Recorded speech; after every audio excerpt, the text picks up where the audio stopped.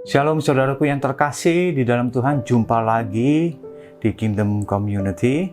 Kita bersyukur bahwa Tuhan masih memelihara kita hingga saat ini di tengah pandemi, di tengah virus yang belum berhenti sampai sekarang.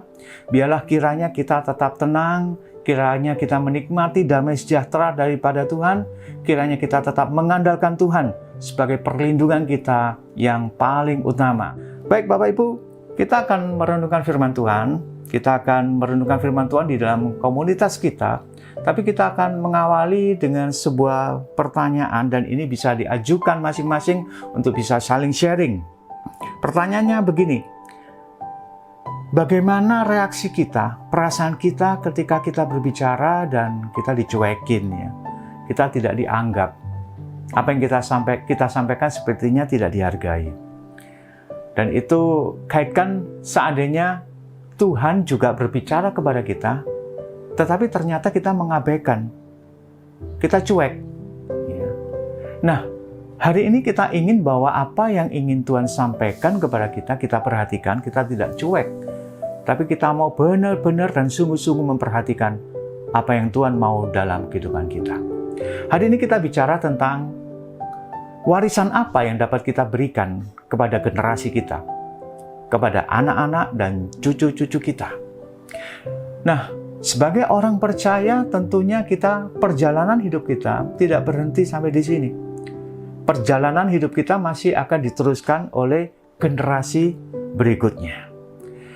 Nah, kita akan belajar dari seorang bernama Obed-Edom. Sebelum kita bahas tentang Obed-Edom ini, kita tentu ingat bagaimana tabut Allah pernah dirampas oleh orang Filistin dalam sebuah peperangan. Karena bangsa Israel meninggalkan Allahnya, maka Allah mengizinkan orang Filistin itu mengambil tabut Allah. Tapi ditaruh di kuil Dagon, dan patung si Dagon itu malah jatuh tertelungkup ketika ditaruh berdampingan dengan tabut Allah. Bukan hanya itu saja, hukuman Tuhan datang kepada orang-orang Filistin. Makanya orang Filistin tidak mau. Ya. Dan tabut Allah ini akhirnya ditaruh di rumah seorang imam bernama Abinadab. Nah, saudara, Abinadab ini kemungkinan besar dia adalah seorang Lewi. Dan tahukah kita bahwa tabut Allah itu ada di rumah Abinadab selama 20 tahun. Dan Daud punya kerinduan untuk tabut Allah ini dikembalikan ke Yerusalem. Bagi Daud, tabut Allah ini bukan sekedar perkakas biasa yang ada di ruang Maha Suci. Tapi lebih daripada itu, tabut Allah berbicara tentang kehadiran Tuhan. Tentang hadirat Allah. Makanya Daud ingin mengembalikan tabut Allah ini ke Yerusalem. Dan saudaraku, ketika sampai di rumah Abinadab, maka dua anak Abinadab berada di samping kereta untuk mengangkut tabut tersebut. Cara ini jelas cara yang salah. Karena tidak pernah Alkitab berbicara bahwa tabut Allah itu akan boleh diangkut oleh kereta. Dan tabut Allah seharusnya harus dipikul oleh Imam Lewi. Harus dipikul, tidak boleh diangkut. Dan apa yang terjadi ketika diangkut oleh kereta? Maka anak Abinadab, yaitu Uza, itu ketika kereta itu tergelincir, maka secara refleks ia menyentuh. Dan apa yang Alkitab katakan? Di dalam 2 Samuel 6 ayat 7, maka bangkitlah murka Tuhan terhadap Uza, lalu Allah membunuh dia di sana. Karena keteledorannya itu, ia mati di sana dekat tabut Allah itu. Karena keteledoran Uza tidak mengikuti prosedur kekudusan Tuhan, aturan Tuhan. Apa yang dianggapnya baik belum tentu benar di hadapan Tuhan. Dan ini yang dilakukan oleh Uza, sebuah kebodohan. Ide menaruh tabut Allah di atas kereta itu sudah perbuatan yang salah. Sebuah kebodohan, apalagi ketika tergelincir dan disentuh, maka menyebabkan kematian buat Uza. Nah, saudaraku, Daud menjadi begitu marah. Sekaligus dia gentar dan takut betapa maha sucinya dan maha kudusnya Tuhan tidak bisa dibuat sembarangan. Tidak bisa diformulasikan menurut aturan manusia. Harus mengikuti aturan Allah. Makanya akhirnya Daud menaruh tabut ini dititipkan di rumah seorang bernama Obed-Edom. Obed-Edom ini bukan orang Israel, tetapi dia adalah orang Filistin yang tinggal di Gad. Tapi yang menarik adalah Obed-Edom ini rupanya dia adalah seorang yang menjadi pengikut Daud. Tidak hanya berhenti sampai di situ, dia juga ikut Allahnya Daud. Jadi dia ikut menyembah Allahnya Daud. Makanya ketika tabut Allah berada di rumah dia, ia begitu senang, ia begitu gembira, dan ia begitu menghargai tabut Allah tersebut. Ia menjaga kekudusan Tuhan. Ia sangat menghormati tabut Allah tersebut. Tidak hanya sampai di situ, Obed-Edom juga mengajarkan kepada anak-anaknya bagaimana mereka bisa menghargai tabut Allah tersebut. Bisa memberikan penghormatan kepada hadirat Tuhan. Maka Alkitab berkata bahwa Allah sangat memberkati Obed-Edom. Hanya 3 bulan. Tetapi Obed-Edom menjadi orang yang tahu dan paham bagaimana caranya menghormati Tuhan. Nah, saudaraku, Alkitab berbicara begini. Di dalam 1 Tawarik 26 ayat 4 dan 5, ini berbicara tentang anak-anak Obed-Edom. Nah, Alkitab berkata begini, Obed-Edom mempunyai anak-anak, yakni Semaya, anak sulung, Yosabat, anak yang kedua, Yoah, anak yang ketiga, Sakhar, anak yang keempat, Nathanael, anak yang kelima, Amiel, anak yang keenam, Isahar, anak yang ketujuh, dan Peuletai, anak yang kedelapan. Sebab Allah telah memberkati dia. Nah, saudara, garis bawahi kata sebab Allah telah memberkati dia. Bukannya tanpa alasan Allah memberkati Obed-Edom dan keturunannya. Karena apa? Karena Obed-Edom adalah seorang pribadi yang tahu bagaimana menghormati Tuhan dan mewariskan rasa hormat itu kepada anak-anaknya. Dan kita lihat bagaimana anak-anaknya juga punya nama arti yang luar biasa. Anak Obed-Edom ada 8. Yang pertama Semaya, artinya obeying the Lord, mentaati Tuhan. Yang kedua Yosabat, having a dowry, mempunyai mas kawin. Yang ketiga Yoah, artinya brother of the Lord, saudara dari Tuhan. Yang keempat Sakhar, artinya a prize, sebuah harga.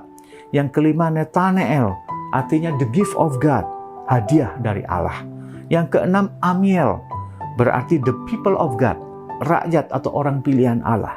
Yang ketujuh Isahar, artinya reward, penghargaan. Yang ke-8 Peuletai, artinya my works, hasil pekerjaan-pekerjaanku.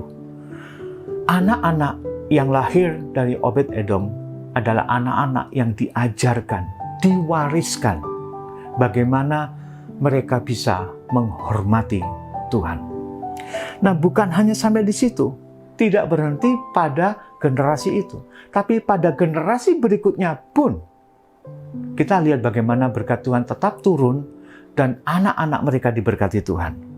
Nah, kita akan baca di dalam berikutnya ya, ayat berikutnya 1 Tawarik 26 ayat 6 sampai 8. Bagi Semaya, ini anaknya Obed-Edom, anak Obed-Edom itu lahir anak-anak, mereka memegang pemerintahan di antara puak mereka, sebab mereka itu adalah pahlawan-pahlawan yang gagah perkasa. Ayat 7, anak-anak Semaya ialah Otni, Refael, Obed, dan Elsabat, serta saudara-saudaranya yakni Elihu dan Semaha, orang-orang gagah perkasa. Ayat 8, mereka sekalian adalah dari keturunan Obed-Edom, yakni mereka sendiri, anak-anak mereka dan saudara-saudara mereka, masing-masing orang yang gagah perkasa, cakap untuk pekerjaan itu. 62 orang jumlahnya dari Obed-Edom, sebuah keluarga besar. Tapi keluarga besar bukan keluarga yang merugikan, bukan keluarga yang korupsi, tapi keluarga yang memberkati. Dan kita tahu beberapa kata disebutkan bahwa anak-anak daripada Obed-Edom, cucu-cucu keturunannya adalah disebutkan orang-orang gagah perkasa. Nah, gagah perkasa dari bahasa Ibrani Chayil, yang artinya kuat, tangguh, cakap, dan berbudi luhur. Kuat, tangguh, cakap, dan berbudi luhur. Orang-orang ini pasti akan menjadi orang-orang yang memberkati. Karena apa? Karena diawali dari seorang pribadi yang bernama Obed-Edom menghormati Tuhan, menghargai hadirat Tuhan, dan tahu bagaimana menempatkan Allah sebagai yang utama dalam hidup mereka. Saudara, bukankah kita juga rindu punya anak-anak seperti anak-anak Obed-Edom, bukan? Mereka kuat, tangguh, cakap, dan berbudi luhur. Artinya mereka menjadi berkat. Hidupnya menolong orang lain. Hidupnya menjadi terang. Hidupnya menjadi garam bagi orang lain. Hidupnya menginspirasi orang lain. Awali itu dengan sebuah sikap menghormati Tuhan. Saya rangkum hanya 3 hal saja bagaimana cara kita menghormati Tuhan. Yang pertama adalah menghargai namanya. Yang kedua menghargai firman-Nya. Yang ketiga menghargai anugerah-Nya. Nah, saudaraku, di zaman sekarang ini begitu banyak orang sembrono dengan nama Tuhan. Ya, mereka membuat guyonan dengan nama Tuhan, menyebut nama Tuhan dengan sembarangan, dan akhirnya tidak ada rasa hormat terhadap Tuhan. Kalau kita menyebut nama Tuhan, sebutlah dengan sungguh-sungguh. Ucapkan dengan penuh rasa hormat dan gentar kepada yang empunya nama yang kudus, yaitu Allah kita. Kemudian juga menghargai firman-Nya. Ketika firman disampaikan, terimalah dengan sungguh-sungguh dan lakukan. Kalau kita ibadah on-site maupun online, ya, lakukanlah dengan sungguh-sungguh ketika kita mendengarkan firman.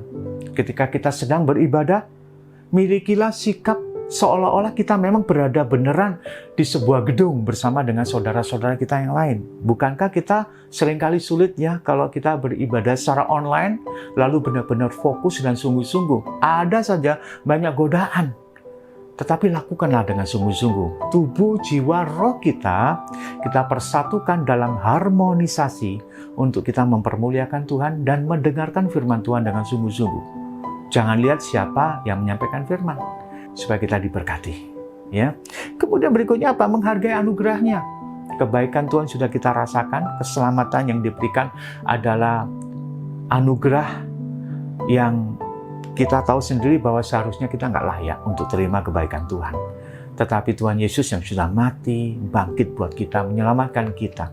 Kita sudah terima keselamatan itu. Karena itu, yuk kita sungguh-sungguh dengan penuh rasa takut dan gentar hidup di dalam kebenaran, hidup di dalam kekudusan. Ya, jangan lagi hidup di dalam dosa. Kita tidak tinggal lagi dalam habitat dosa, tapi kita sudah mengalahkan. Kalaupun kita berbuat dosa, ada Allah yang sanggup mengampuni kita. Kita minta ampun, kita mohon pengampunan dari Tuhan, dan dari hari ke hari kita semakin diserupakan dengan Tuhan kita Yesus Kristus. Biarlah kiranya ini menjadi inspirasi buat kita. Ya. Kita semua dapat mewariskan nilai-nilai kerajaan ini kepada anak-anak kita. Ya. Warisan tidak hanya berbicara tentang harta. Ya. Kalaupun kita tidak punya harta yang banyak, kita tidak punya mobil yang banyak, kita tidak punya rumah yang besar untuk dapat diwariskan kepada generasi kita, tapi kita punya nilai. Kita punya rasa hormat dan takut akan Tuhan yang dapat kita ajarkan. Di tengah situasi seperti sekarang ini, kita banyak di rumah, saya mengajak kita semua, yuk kita harus bangun mesbah keluarga. Kesempatan bagi kita untuk kita berinteraksi, saling menguatkan, ya.